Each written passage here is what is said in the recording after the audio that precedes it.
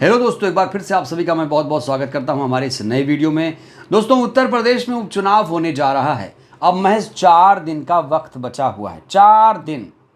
BSP ने 40 star प्रचारकों की सूची जारी की थी, लेकिन उसके स्टार प्रचारक मैदान में नहीं आए। कल हमने एक सवाल पूछा कि यार 40 स्टार प्रचारक की सूची जारी कर दी, लेकिन ना तो आकाश आनंद आए, ना तो सतीश मिश्रा आए, ना तो बहन जी आई। मैंने एक वीडियो किया था, एक सवाल ही पूछा था, तो लोगों ने कहा भाई आप सवाल क्यों करते हैं, आप तो गोदी मीडिया हैं। इस तरह के 10-20 कमेंट आए थे, ज़्यादा नहीं आए थे। तो मैं उन तमाम कट्टर समर्थकों से कह दूं कि कट्टरता बुरी चीज़ है। जैसे मोदी जी के अंधभक्त हैं, अगर मायावती जी के इस तरीके के अंधभक्त हैं, तो भैया ऐसे अंधभक्त हमें नहीं चाहिए। हमें वो दर्शक चाहिए जो दिमाग खोलकर वीडियो सुने, देखे, तर्क करे, दलील दे, सवाल पूछे। सवाल पूछूं तो कमेंट में जवाब भी दे, और जो शब्द बुरा लगे उस पर बताए कि आपने ये बोला, ये गलत है। मैं तो बार बार लोगों को मौका देता हूं कि भाई मैं जो शब्द बोल रहा हूं तो उस शब्द को लिखिए कि आपने ये लाइन गलत बोली। तो मैं जो वीडियो करता हूं बड़े ही रिसर्च के साथ करता हूं, सूझबूझ के साथ करता हूं, टाइम देता हूं पूरा, उसके बाद मैं वीडियो करता हूं। अब कितना बड़ा ये सवाल है कि 40 स्टार प्रचारकों की सूची जारी कर दी है बहन जी ने, लेकिन कोई भी योद्धा ज़मीन पर नहीं आ रहा है। कोई भी योद्धा ज़मीन पर नहीं आ रहा है। वहीं चंद्रशेखर आज़ाद लगातार चुनाव प्रचार कर रहे हैं। मीरापुर में डटे हुए हैं चंद्रशेखर आज़ाद।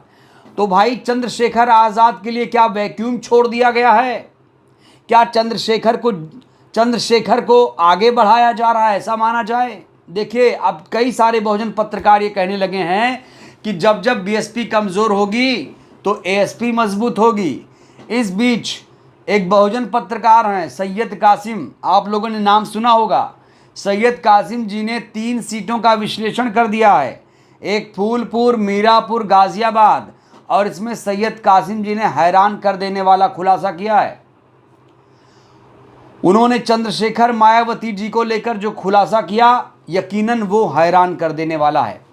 सैयद कासिम जी ने क्या कहा, मैं आपको उनका वीडियो भी सुनाऊंगा कि किस तरीके से वो ना सिर्फ मायावती जी और चंद्रशेखर जी की तुलना कर रहे हैं, बल्कि यहाँ तक कह रहे हैं कि कई सीटों पर एएसपी बीएसपी से आगे रहेगी।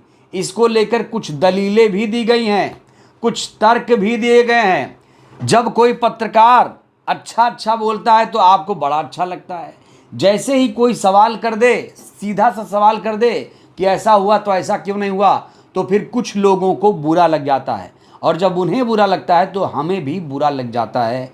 कम से कम हम इस तरह से नहीं सोचते हैं कि हमारे व्यूअर को बुरा लगे। मैं ये बिल्कुल इंटेंशन, इरादा हमारा नहीं होता है कि व्यूअर को बुरा लगे। हमारा व्यूअर जागरूक हो, हमारा ये मकसद है। हमारा किसी पार्टी को तोड़ना मकसद नहीं है। मैं तो कहता हूँ मायावती जी आए चुनाव प्रचार करें, 9 की 9 सीटें जीते। मैं तो कह रहा हूँ मायावती जी जिस स्तर की नेता हैं, 9 सीटें जीतें, 4 बार की सीएम रह चुकी हैं। मैं रोक रहा हूँ चंद्रशेखर मायावती जी साथ आ जाएं, मैं क्या रोक रहा हूँ? मैं तो चाहता हूँ बहुजन की तमाम पार्टियां साथ में आ जाएं। फिर कुछ लोग कहेंगे, भाई कुछ तो लोग कहेंगे, लोगों का काम है कहना। आप कितना भी अच्छा बोलिए, कितना भी कैसे बोलिए, आपकी आलोचना होगी। और देखिए भाई, हमें आलोचना से डर नहीं लगता है, और पत्रकारों को आलोचना से डरना भी नहीं चाहिए। तो अभी भी मेरा सवाल वही बना हुआ है मायावती जी से, आकाश आनंद जी से, सतीश मिश्रा जी से, कि भैया स्टार प्रचारकों कृपया ध्यान दीजिए, चुनाव प्रचार कीजिए। 18 नवंबर तक चुनाव प्रचार कर सकते हैं।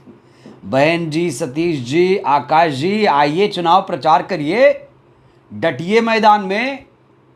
नहीं तो आपकी जो राइवल है एएसपी चंद्रशेखर आज़ाद की पार्टी, वो आपसे आगे निकल जाएगी। और ये मैं नहीं, बहुजन पत्रकार, बड़े पत्रकार सैयद कासिम जी ने कहा है।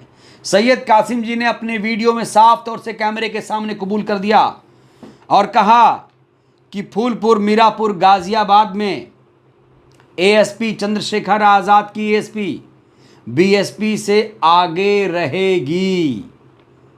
ये बहुत बड़ा खुलासा किया है सैयद कासिम जी ने। मैं चाहता हूं सैयद कासिम जी का ये क्लिप भी आप देखिए, किस तरीके से अचानक सैयद कासिम जी ने ये खुलासा किया। हालांकि उन्होंने हवाला भी दिया कि ये रिपोर्ट है, ग्राउंड रिपोर्ट है।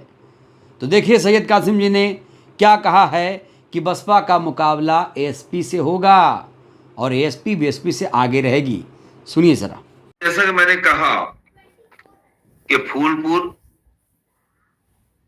और मीरापुर और गाजियाबाद, ये 3 सीटें जो हैं, यहां पर आजाद समाज पार्टी जो है वो बहुजन समाज पार्टी से ऊपर है। नतीजे होंगे तो ये ग्राउंड रिपोर्ट। तो इन सीटों पर एएसपी बीएसपी से आगे है, ये ग्राउंड रिपोर्ट है। और ये भी कहने की कोशिश कर रहे थे सैयद जी कि नतीजे आएंगे तो देख लीजिएगा। हालांकि पूरा वाक्य उन्होंने नहीं बोला, लेकिन भाव कुछ ऐसे है कि नतीजे आएंगे तो देख लीजिएगा। हालांकि दोस्तों मैं भी लगातार सर्वे दिखा रहा हूं और जातिगत जो आंकड़े हैं, समीकरण जो है, उन समीकरण के हिसाब से, वहाँ के इतिहास के हिसाब से हमने कई सीटों का सर्वे आपको दिखाया भी है। कटहरी में बीएसपी बहुत अच्छा चुनाव लड़ रही है और इस समय चंद्रशेखर को लेकर अगर मैं बात करूं तो चंद्रशेखर मीरापुर में मजबूत हैं। मैं गाजियाबाद या फिर फूलपुर की गारंटी तो नहीं ले पाऊंगा। मैं यहां सैयद कासिम जी से सहमत नहीं हूं, लेकिन मैं मीरापुर के मामले में उनसे सहमत हूं। उनसे मैं एग्री करता हूं कि मीरापुर में एएसपी जो है कमाल करेगी। दोस्तों, जो लोग चंद्रशेखर को कमतर आंक रहे हैं वो अपने लिए गड्ढा खोद लेंगे, चाहे वो बसपा के नेता हों, चाहे बसपा के समर्थक हों। अगर वो इनको चंदू चंदू कह के, बीजेपी की बी टीम कह के, दलाल कह के चिढ़ा तो लेंगे, लेकिन कामयाब नहीं हो पाएंगे। आलोचना भर्त्सना ऐसे ही करते रहेंगे, निंदा करते रहेंगे, लेकिन रोकना मुश्किल हो जाएगा। फिर भाई, एक सीट लोकसभा में एक सीट है कि नहीं? कुछ फैक्ट आपके सामने रखना चाहता हूं। लोकसभा में एक सीट है चंद्रशेखर आज़ाद की, बीएसपी की एक भी सीट नहीं है। कुछ लोग बीएसपी के जो पुराने दौर थे उसको याद करके खुश हो जाते हैं। अरे भाई, वो दौर छोड़िए, वर्तमान की बात करिए। ये जो करंट अफेयर की बातें मैं करता हूं, मैं वर्तमान की करता हूं। कई चुनावों से बीएसपी का ग्राफ गिर रहा है कि नहीं? कोई मुझे बताएगा क्या नहीं गिर रहा है? गिर रहा है। और अब तो स्थिति ये हो गई है बीएसपी की कि वो उसकी एक सीट है विधानसभा में। 27 में क्या होगा ये बहुत बड़ा सवाल है, लेकिन उससे बड़ा सवाल है कि सत्ता के सेमीफाइनल में बीएसपी कहां खड़ी है, कितनी सीटें जीत रही है।